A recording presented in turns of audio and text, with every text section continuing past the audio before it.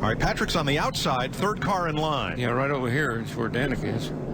And she starts to come. Yeah, she comes down on Denny Hamlin. Left, and there's Denny Hamlin. That sits her into the outside wall. And Carl's right in the middle of it. Look at Edwards lock up the brakes in that yellow car.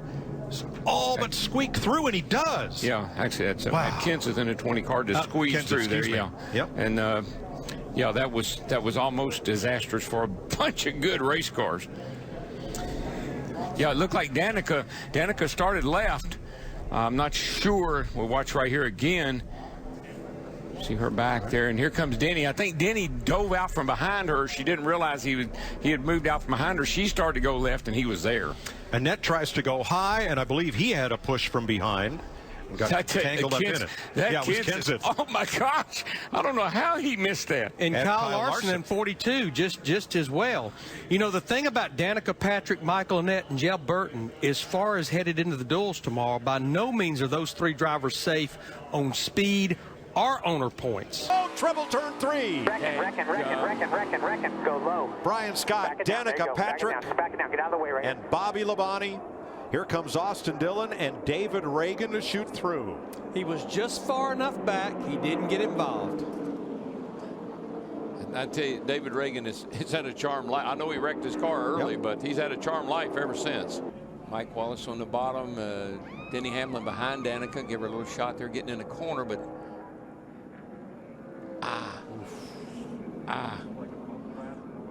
it sort of. It's just in that spot. It's what Kevin Harvick was so upset with Joey Logano about. You can bump me some places, but there are some places you can't do that. It worked as long as they were going in a straight line. As long as you're going straight, yeah, but I'm just... All right, watch the 11, Hamlin. Yeah. Right on the back of Patrick. Yeah. And just a little bump in the wrong place. Bobby Labonte, absolutely, just nowhere to go. Or Ryan Newman in the 31 just barely gets through there. But Darrell, if Hamlin slams on the brakes, Reed Sorensen in the 44 is going to run right over top. What are you doing? Danica, seriously, you did the same thing in practice. You did the same thing. I did not. You get on my left rear and it spins me out. You did the same thing. Tighten what up? Nobody else left me with a problem. Nobody has your back like I have. Stop. I Listen to me. So. Listen to me. But I can't give you an extra 2 feet because dude, you give me nothing. You give me nothing. It spun my back end around. I understand. It's because you're loose. It's not my problem if you're loose, Dan. No, absolutely. You were loose entering the corner, so you went up the racetrack. Because you were. Danica. It happened twice. The same person, the same way. But guess what? I didn't hit you either time. Way. I didn't hit you either time. Well, then apparently you don't have to actually hit me. You know, first and foremost, the GoDaddy car is in the 500, and that was what we wanted to accomplish today. Kurt, my teammate, was great help at the end. I went high, and he was right there with me, and we got a finish out of it.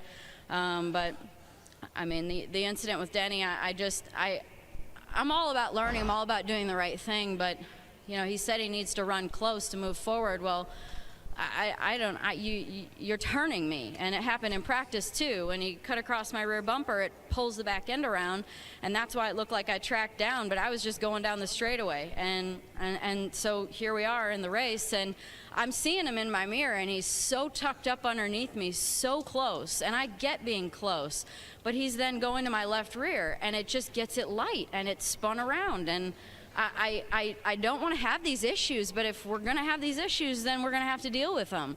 And we can't be putting ourselves out of the race on someone else's expense, and nothing's happened to him. So I like to race hard, but there's no point in being out there wrecking each other. And I just wanted to let him know that I was disappointed, of course. And, you know, we were all in just a fine situation there in the duel, just running.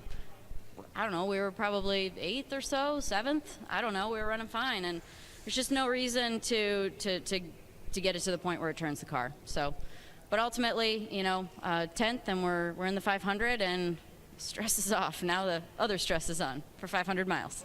This is something you're going to carry on the conversation with Denny later?